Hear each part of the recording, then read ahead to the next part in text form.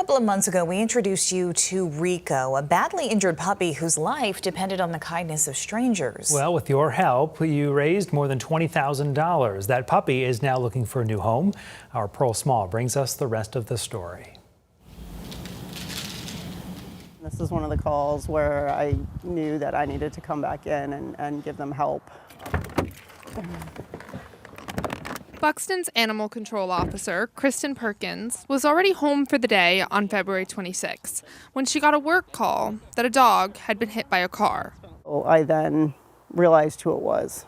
That dog was Rico, a puppy just under a year old who was well known to Perkins and the police department. Because there's layers to this one. Officer Adam Ricky says calls to Rico's home weren't unusual. He was kind of one of those dogs that was pretty special. As you got further down the driveway, he would get more wiggly. He couldn't contain himself anymore with his excitement. But that day was different. Police say Rico's owner had set her boyfriend's car on fire.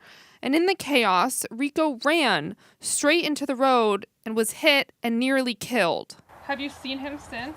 I have not gone up to see him. I really want to. Perkins rushed Rico to an emergency vet where he was stabilized but needed thousands of dollars in surgeries to survive, which his owners couldn't afford.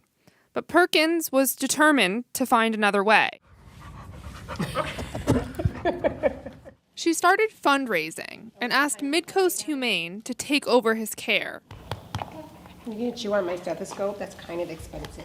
Medical director Dr. Menali Coate spent her Friday night repairing Rico's broken jaw, and one of his front legs, which had suffered irreversible nerve damage, was later amputated. And as you can see with him running around, he has not slowed down at all. In fact, I think he's actually faster now with 3 legs versus the 4. And few are happier to see that outcome than Perkins herself.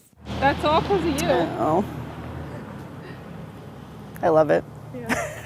The GoFundMe she started, powered in part by the generosity of News Center Maine viewers, did more than meet the need. It raised thousands, more than anyone expected. It was really mind-blowing to see that level of support.